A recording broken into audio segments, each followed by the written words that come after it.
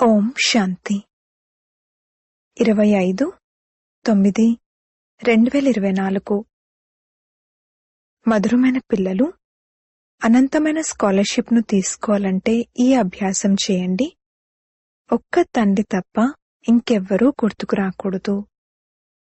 ప్రశ్న: తండ్రికి చెందినవారుగా అయిన తర్వాత కూడా ఒకవేళ సంతోషం ఉండకపోతే దానికి కారణమేంటి? జవాబు: 1. బుద్ధిలో పూర్తి జ్ఞానం ఉండటం లేదు. 2. తండ్రిని యథార్థ రీతిగా స్మృతి చేయటం లేదు. స్మృతి చేయని కారణంగా మాయ మోసగిస్తుంది, అందుకే సంతోషం ఉండదు.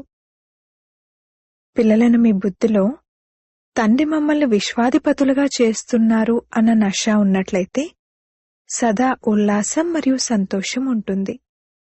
తండ్రి ఇచ్చే వారసత్వం ఏదైతే ఉందో, పవిత్రత, సుఖం మరియు శాంతి వాటిలో నిండుగా అయినట్లయితే సంతోషం ఉంటుంది.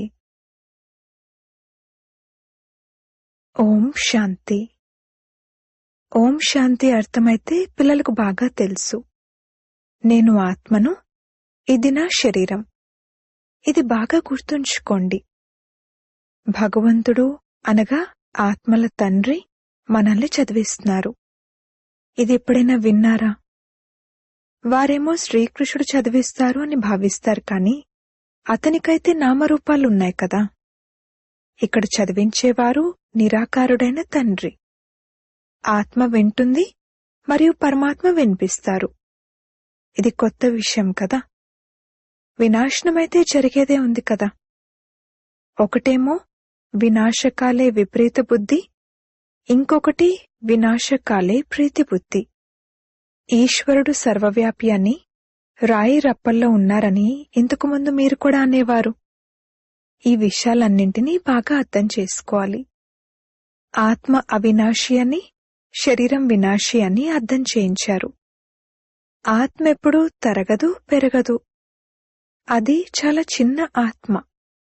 ఇంత చిన్న ఆత్మే 84 జన్మలు తీసుకుని మొత్తం పాత్రనంతా అభినయిస్తుంది. ఆత్మ శరీరాన్ని నడిపిస్తుంది. ఉన్నతోన్నతుడైన తండ్రి చదివిస్తారు కావున తప్పకుండా పదవి కూడా ఉన్నతమైందే లభిస్తుంది. ఆత్మే చదువుకుని పదవిని పొందుతుంది. ఆత్మ చూడటానికేమీ కనిపించదు. ఆత్మ ఎలా వస్తుంది, ఎక్కడి నుండి బయటికి వెళ్తుంది అని చూడటానికి ఎంతగానో ప్రయత్నిస్తారు, కానీ ఏమీ తెలీదు. ఒకవేళ ఎవరైనా చూసినా కూడా అర్థం చేసుకోలేరు. ఆత్మే శరీరంలో నివసిస్తుంది అని ఇక్కడ మీరు అర్థం చేసుకున్నారు. ఆత్మ వేరు, శరీరం వేరు. ఆత్మ చిన్నగా పెద్దగా అవ్వదు. శరీరమే చిన్న నుండి పెద్దగా అవుతుంది. ఆత్మే పతితం నుండి పావనంగా అవుతుంది. ఆత్మే తండ్రిని పిలుస్తుంది. పతితాత్మలను పావనంగా తయారు చేసే బాబా రండి అని. ఇది కూడా అర్థం చేయించారు. ఆత్మలందరూ వధువులు, సీతలు మరియు వారు రాముడు, వరుడు. వారొక్కరే. వాళ్లైతే అందరినీ వరుడననేస్తారు. ఇప్పుడు వరుడు అందరిలోకి ప్రవేశించడం అనేదైతే జరగదు. బుద్ధిలో ఈ తలకిందుల జ్ఞానం ఉన్న కారణంగానే కిందకు పడిపోతూ వచ్చారు. ఎందుకంటే ఎంతో గ్లాని చేస్తారు, పాపాలు చేస్తారు, అప్రతిష్టపాలు చేస్తారు. తండ్రిని చాలా ఎక్కువ నిందించారు. పిల్లలు ఎప్పుడైనా తండ్రి గ్లానిని చేస్తారా? కాని ఈ రోజుల్లో పాడైపోతూ ఉంటారు కావున తండ్రిని కూడా నిందించడం మొదలు పెడతారు. వీరు అనంతమైన తండ్రి. బాబా, మీరు కూర్మ అవతారం, మత్స్య అవతారం అంటూ ఆత్మే అనంతమైన తండ్రిని గ్లాని చేస్తుంది. శ్రీకృష్ణుణ్ణి కూడా రాణులను ఎత్తుకుపోయారని, అది చేశారు, ఇది చేశారు అని, వెన్న దొంగలించారు అని గ్లాని చేశారు. ఇప్పుడు వారికి వెన్న మొదలైనవి దొంగలించవలసిన అవసరం ఏముంది? ఎంత తమో ప్రధాన బుద్ధి కలవారిగా అయిపోయారు. తండ్రి అంటారు, నేనొచ్చి మిమ్మల్ని పావనంగా తయారు చేసేందుకు చాలా సహజమైన యుక్తిని తెలియజేస్తాను. తండ్రే పతిత పావనుడు, సర్వశక్తివంతుడు, అథారిటీ. ఏ విధంగా సాధు సన్యాసులు మొదలైన వారెవరైతే ఉన్నారో వారిని శాస్త్రాల అథారిటీ అని అంటారు. శంకరాచార్యుణ్ణి కూడా వేదశాస్త్రాలు మొదలైన వాటికి అథారిటీ అని అంటారు. అతనికి ఎంతగా ఆడంబరం చూపిస్తారు. శివాచార్యునికైతే ఎటువంటి ఆడంబరమూ లేదు. వీరి వెనుక అనుచరుల గుంపు ఏదీ లేదు. వీరు కూర్చుని సర్వ వేదశాస్త్రాల సారాన్ని వినిపిస్తారు.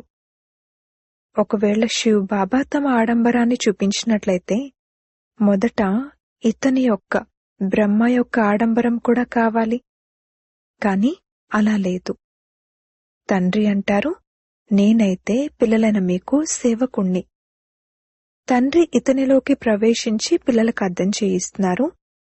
పిల్లలు, మీరు పతితులుగా అయిపోయారు.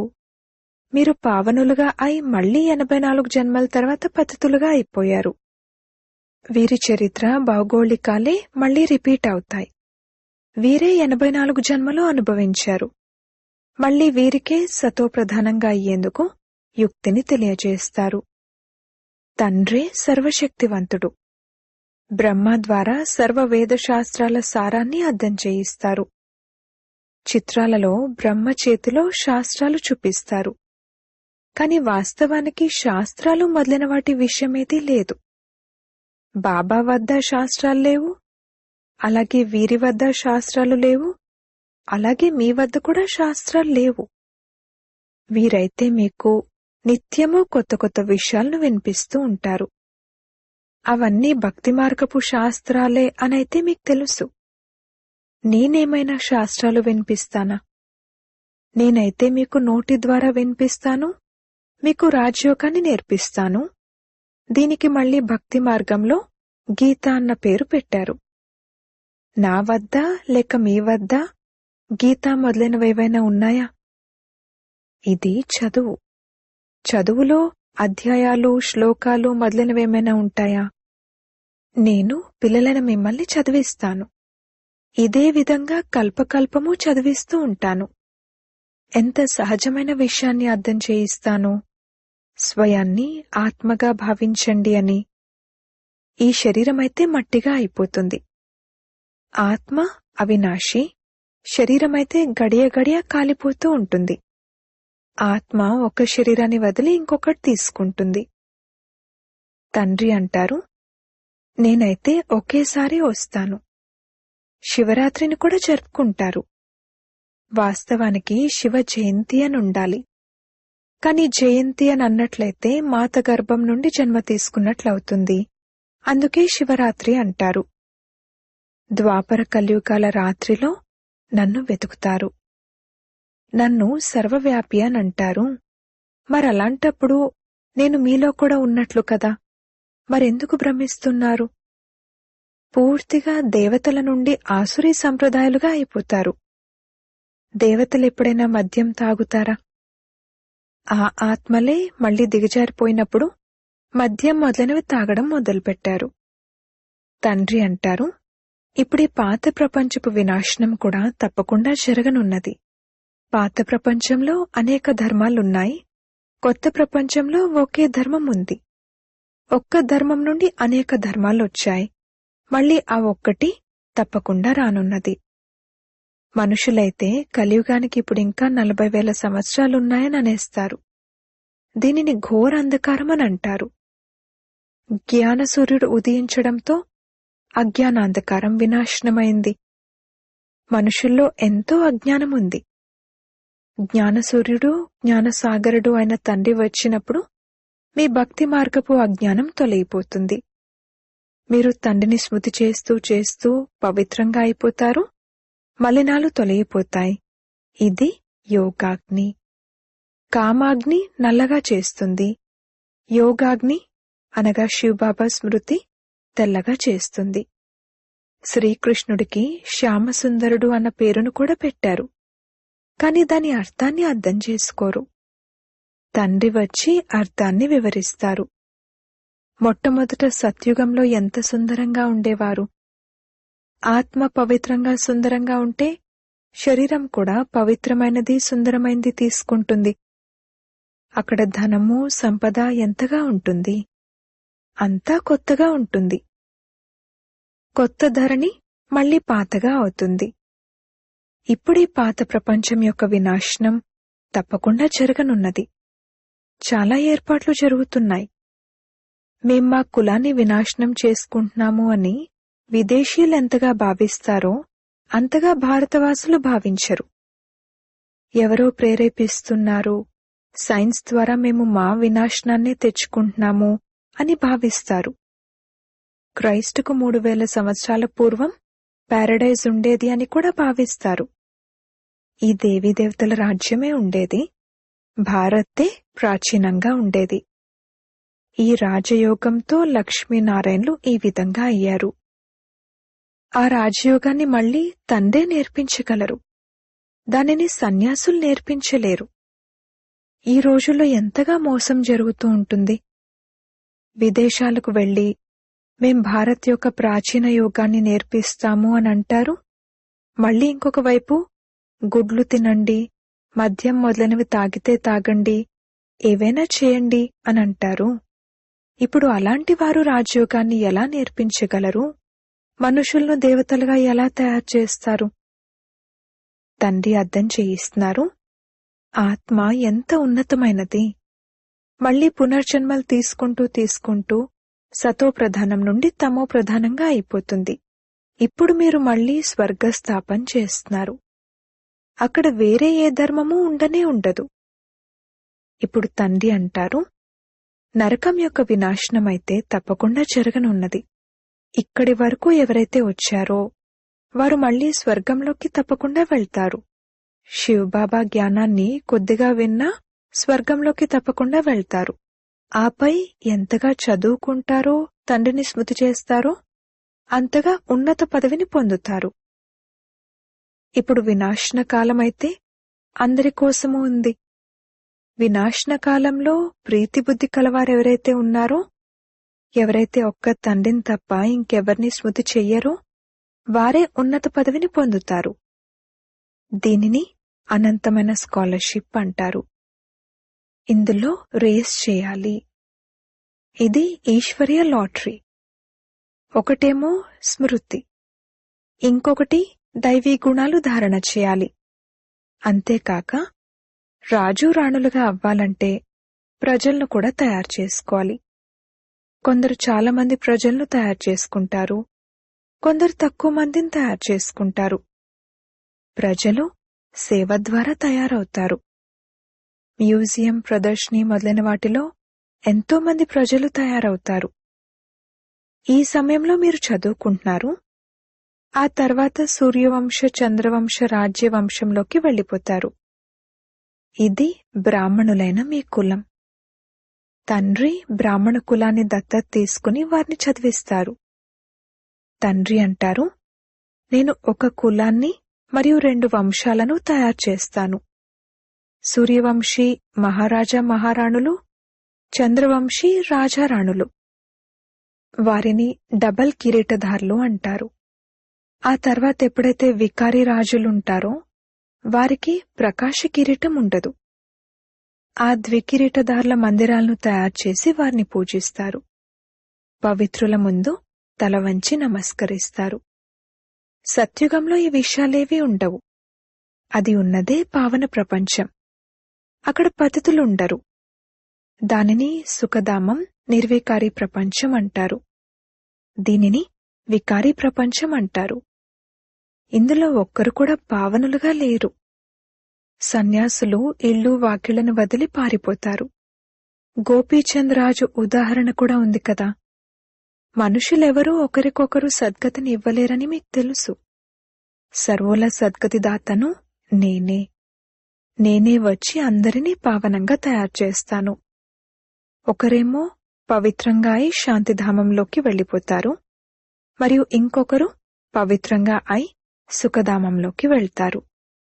ఇది అపవిత్ర దుఃఖధామం. సత్యుగంలో రోగాలు మొదలైనవేవీ ఉండవు. మీరు ఆ సుఖధామానికి యజమానులుగా ఉండేవారు. మళ్లీ రావణ రాజ్యంలో దుఃఖధామానికి యజమానులుగా అయ్యారు.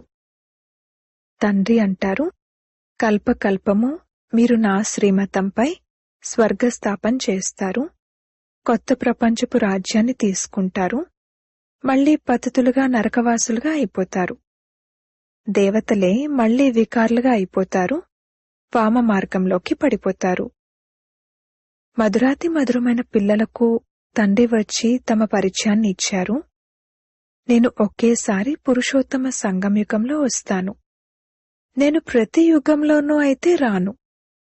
కల్పం యొక్క సంగమయుగంలోనే వస్తాను, ప్రతి యుగంలోనూ రాను.